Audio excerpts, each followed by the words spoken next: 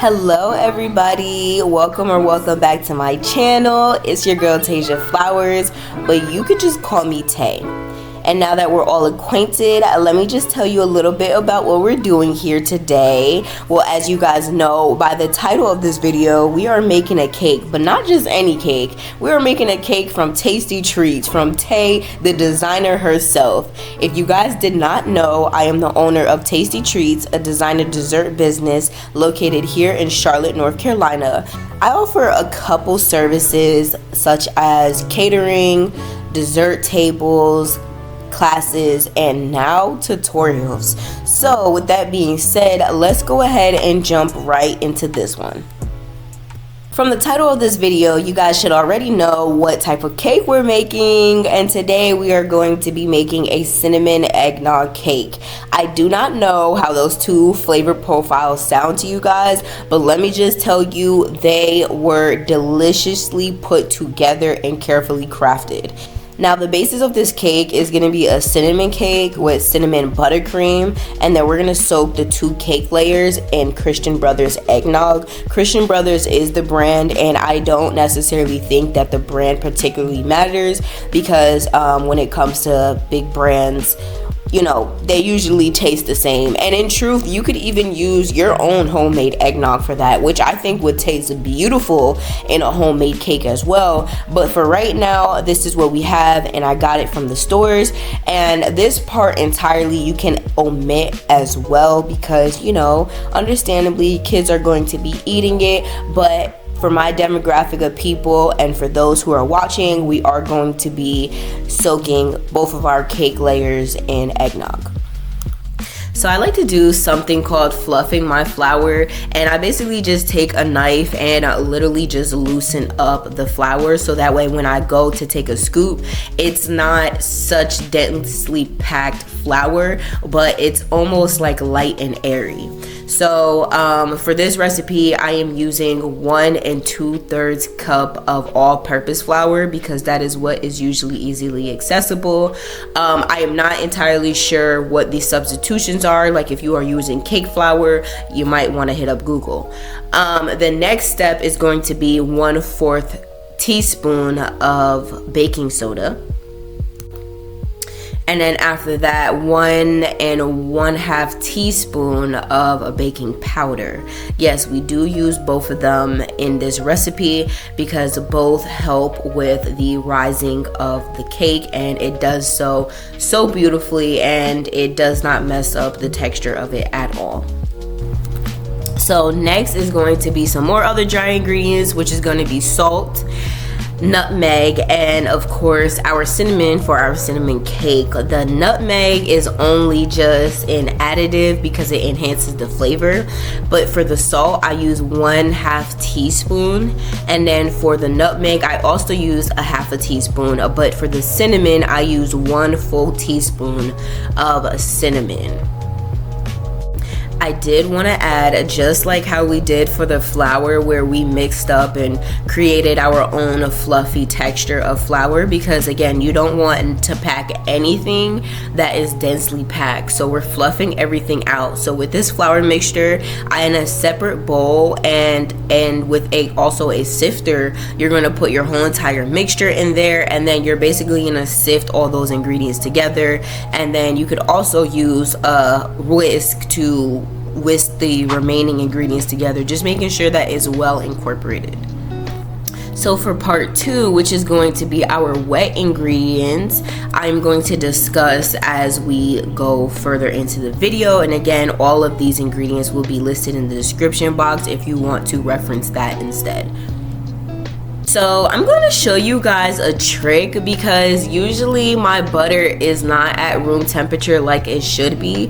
So for this trick here, we're going to defrost and make our butter turn to room temperature by putting it in the microwave on a defrost setting, and you're going to put it in there for about 5 seconds, nothing longer than that. And as you guys can see, it actually softens our butter very well. Now I will say I left it in there for like 7 to 10 seconds, and that's why it's just a little bit softer than I would prefer, but y'all, I'm telling you, that is a life hack. If you want your butter at room temperature, put it in the microwave on the defrost setting and put it on press 1, start, and literally 5 seconds, and it will be soft. So for this next step, we're gonna want to cream our butter. So creaming our butter just looks like fluffing it until it is a different color. So usually butter is naturally yellow. You wanna cream your butter till it's like maybe just white. Not like super bright white because we're not making frosting, but white enough. And then you're gonna add 1 cup of sugar. I'm using sugar cane sugar. It's just a healthier alternative. It's also what I had, but just white granulated sugar will work perfectly as well.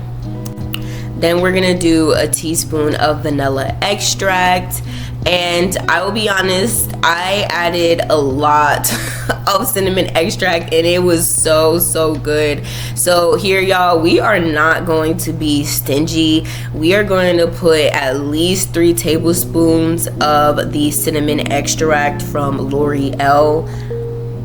Oh my gosh, sorry, this is not makeup. I meant Lorraine, the Lorraine extract in the cinnamon extract. Y'all, it's so good. And thank you, Lorraine, for sending me that as well.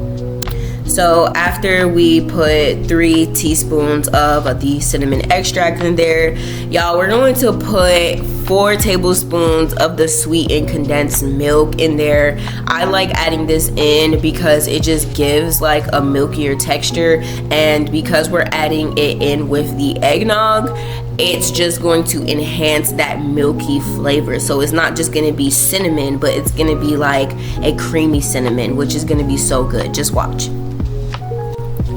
So I like to add in my ingredients first before I add my eggs, because this way you can actually taste it over and over again and do it, you know, until you like it. That's your business. Do it how you like it.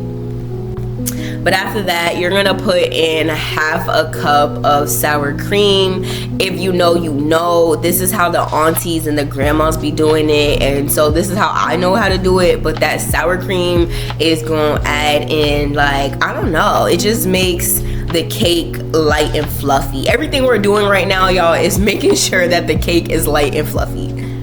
So you're going to then whisk in 2 eggs, 1 at a time, but making sure it's fully incorporated before you move on to the next part of the video, which is then going to be adding the dry ingredients to the wet ingredients and not the other way around. So it's the dry ingredients into the wet ingredients, and this part I usually do like to whisk by hand because it doesn't need to be over mixed. And if you guys haven't heard, we don't ever really want to over mix our batter, because then that's how gluten is formed, and we don't want all that unnecessary gluten if we don't have to.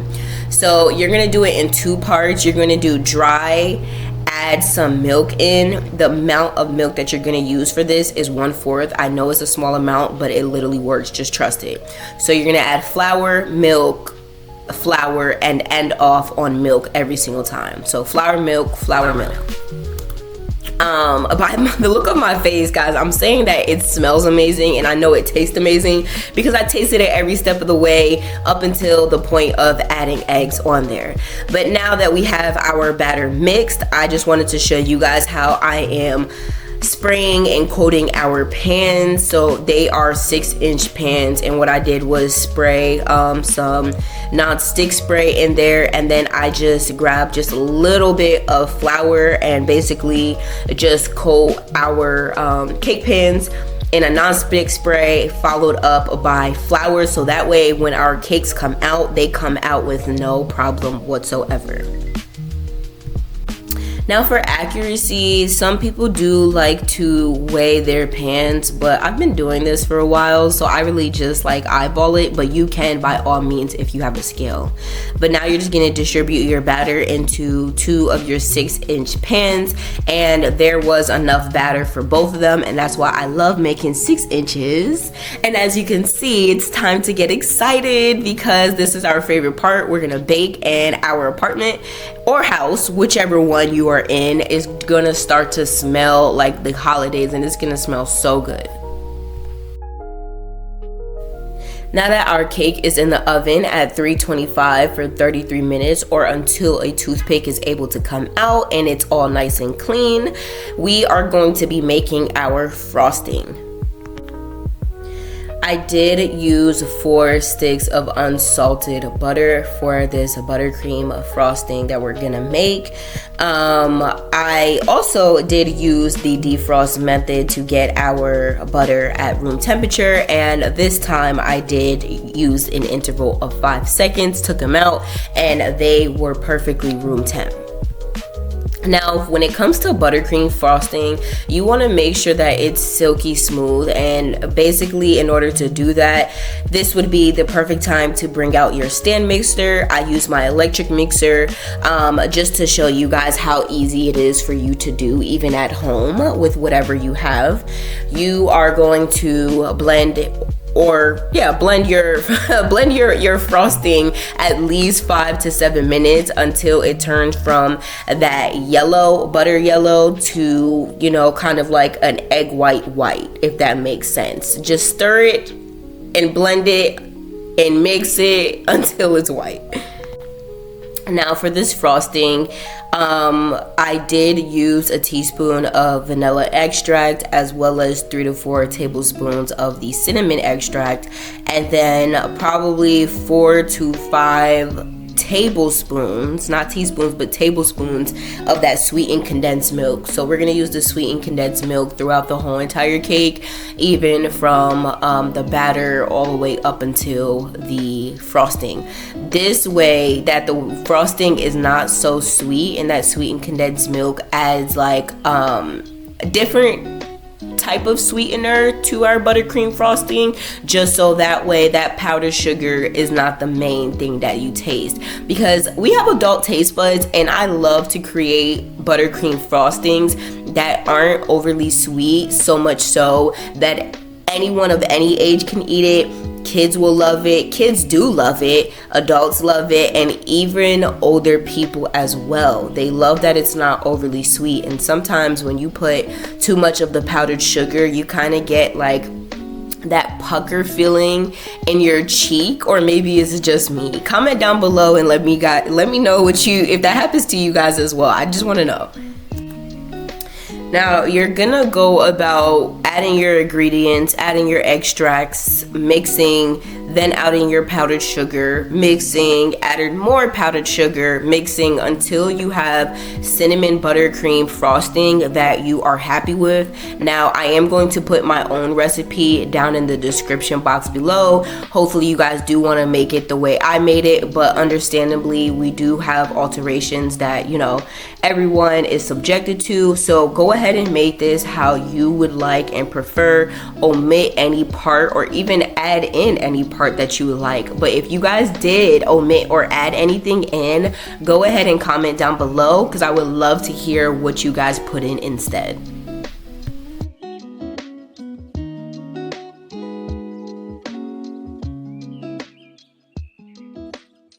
And we're back. Yes, y'all, we are ready to resume. The cakes are out the oven and they are all cooled. So what it is that I'm going to do now is I'm going to soak some eggnog. This is from the Christian Brothers Holiday Nog.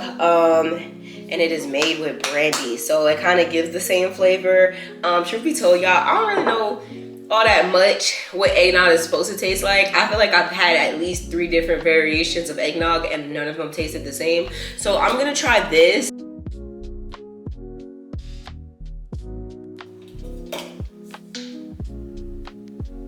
I feel like it's gonna go well. I feel like I gotta shake it though. Let me taste it. You know, I got my little tasting cups.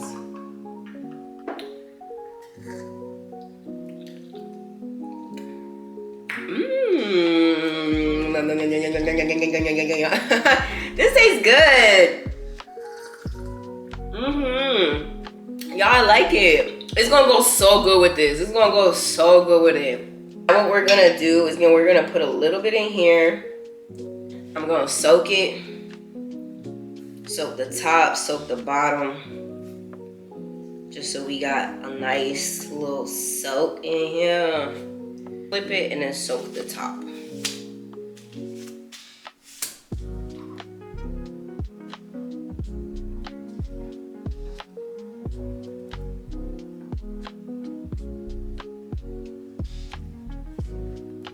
Do whatever it is that you want. This is your cake, and you know the flavor palette of the people who are going to be eating it, whether that is yourself, whether that this is for a friend, a family member, you know, somebody who loves eggnog, somebody who loves cinnamon. Y'all figure out how you guys wanted to make this, okay? But this is how I'm gonna make it, because for my demographic of people and friends and family, trust me, if they hear it's boozy, they're gonna be like, yes, I want some. All right, y'all. We're gonna speed through this part just because this isn't really a, how to frost a cake tutorial. This is more so how to make it. So y'all know the premise of how everything was made, and now I'm going to just make the cake. Dollop right here in the middle just to keep the cake from moving. We're gonna put the bottom part on it. We're gonna grab one of our ice cream scoops just so I can feel the inside of the cake. We're just gonna use a couple, y'all. We ain't gonna do too much. Probably like 3, 4. I think that's a generous amount. And now I'm just gonna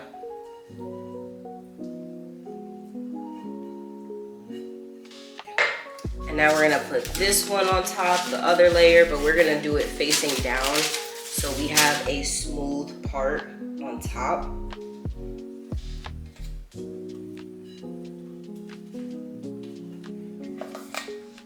I'm gonna go ahead and do the crumb coat on the cake, and then I'm gonna go about then decorating the cake. I think you guys will enjoy more of the crumb coat, I'm sorry, the actual decoration of the cake than this part of the cake. Unless you guys actually like this, then let me know. If you do, I can do more cake stuff for y'all. If y'all actually want to see this. Now, on my YouTube shorts, you guys will see that I have a series called I'm a Baker Who Doesn't Bake Cakes, and that's because I actually don't bake cakes. So this will be my 6th or 7th time ever. No, I think it's my 7th time making a cake. So we're still on one hand here of how many cakes I've actually made in my lifetime. So yeah, I don't think I had that much icing. So this is gonna have to be a very basic cake, but now that we have our crumb coat, we're going to put this in the fridge for about 20 minutes until the crumb coat actually solidifies, and then we're gonna get into making the cake. Approaching 4:44 on the clock, and that means we only have an hour. We still have to get ready, finish this cake, and X, Y, and Z. So what we're gonna do is move on and just decorate now. So y'all, as you can see, your girl got a smooth cake. We love it, we love it, we love it. I'm gonna do some rosettes on the sides, some on the top, and I think I want to write Merry Vlogmas wherever I can. So that is going to be the design for today, and then we're gonna add some like cinnamon somewhere.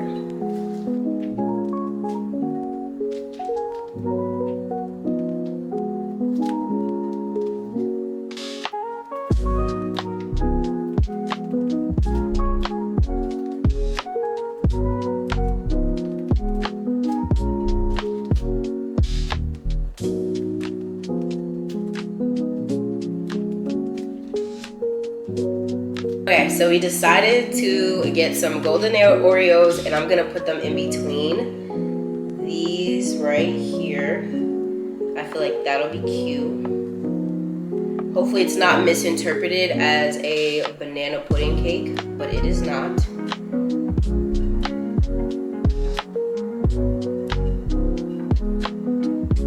I'm just gonna put them in between each one.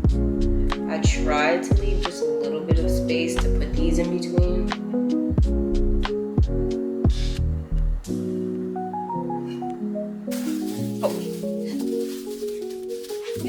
Yeah, it's gonna work, it's gonna work. So we can get rid of some of the ugly sides on there.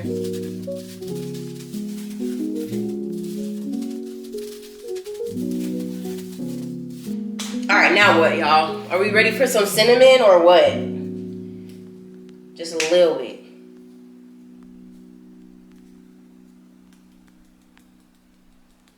And I'm starting off high so they don't go on super harsh.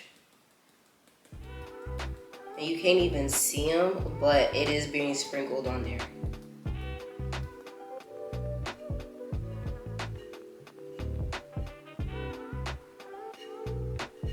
Boom. Okay, y'all, and after that, we're just gonna put Merry Vlogmas on it and stay tuned for the big reveal.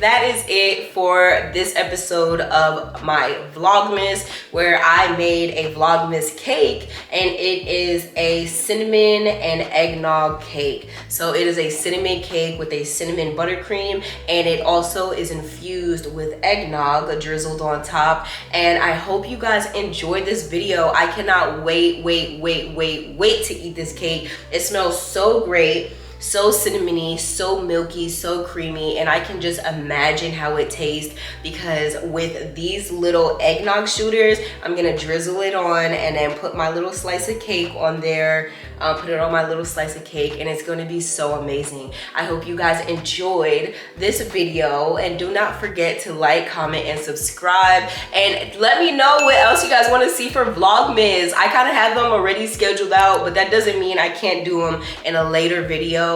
But I hope you enjoyed this episode of my Vlogmas, and I just wanted to say happy holidays from me to you.